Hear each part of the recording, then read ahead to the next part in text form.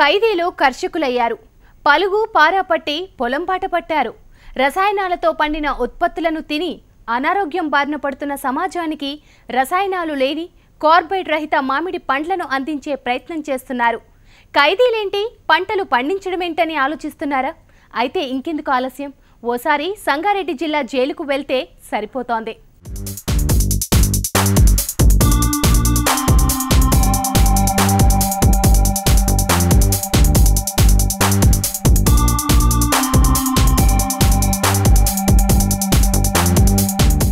విరగకాసిన మామిడికాయలను చూసి అబ్బా, రైతులు ఎంత నాణ్యమైన పండ్లను సాగు చేస్తున్నారో అని అనుకుంటే పొరపాటే. ఇది ఏదో గ్రామంలోని రైతులు పంటలు సాగు చేసే వ్యవసాయ క్షేత్రం కాదు. సంగారెడ్డి జిల్లా కందిలో ఉన్న జిల్లా కేంద్ర కారాగారం. సువిశాల ప్రాంగణంలో నిర్మించిన ఈ జైలులో విశాలమైన వ్యవసాయ క్షేత్రమూ ఉంది. ఇక్కడ రైతులు కాదు, ఖైదీలు పంటలు సాగు చేస్తున్నారు.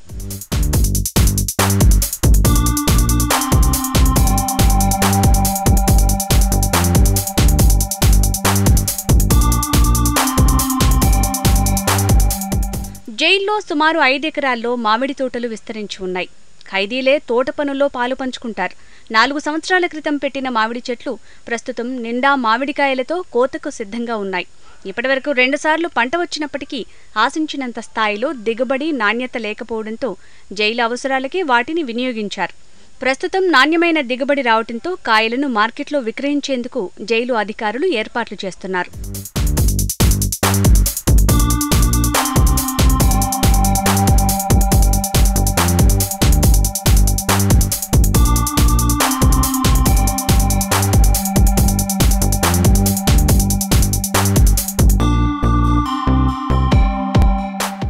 మామిడి తోటను పూర్తి స్థాయి ప్రకృతి పద్ధతుల్లో పెంచారు. ఎలాంటి క్రిమి సంహారక మందులు ఉపయోగించకుండా ఖైదీలే స్వయంగా ఎరువులను తయారు చేసి పంటకు వినియోగించారు.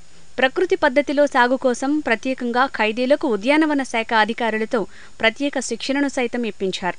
ప్రకృతి ఎరువులతో పాటు అంటుకట్టడం, సీడ్ బాల్ తయారు చేయటంలో సైతం సంగారెడ్డి జిల్లా ఖైదీలు నైపుణ్యం సాధించారు. జైలు ఆవరణలోని మామిడి తోటలో సైతం ఖైదీలు అంటుకట్టిన రకాలే ఎక్కువగా ఉండటం గమనార్హం.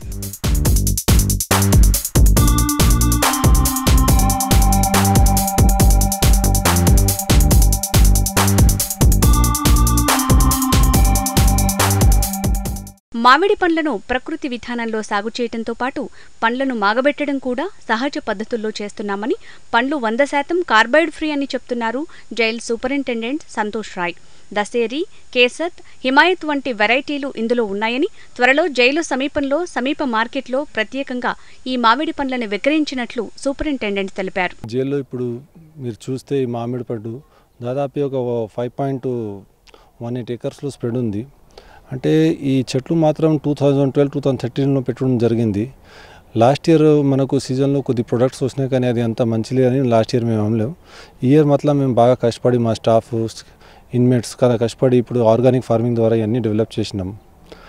మీరు ఇక్కడ చూస్తే దాదాపు ఒక 1200 మ్యాంగోస్ ట్రీస్ ఉన్నాయి. దానిలో ఒక దాదాపు 4 వెరైటీస్ ఉన్నాయి. మెయిన్లీ దీనిలో మా దగ్గర బంగన్పల్లి, అల్ఫాన్సో, హిమాయత్ పసంద్ ఇటువంటి వెరైటీ ఉన్నాయండి. దీంతో సహా మా దగ్గర నర్సరీ కూడా ఉంది. దానిలో కూడా కనీసం ఒక 14,000 క్రాస్ హైబ్రిడ్ మ్యాంగో ట్రీస్ కూడా ఉన్నాయి.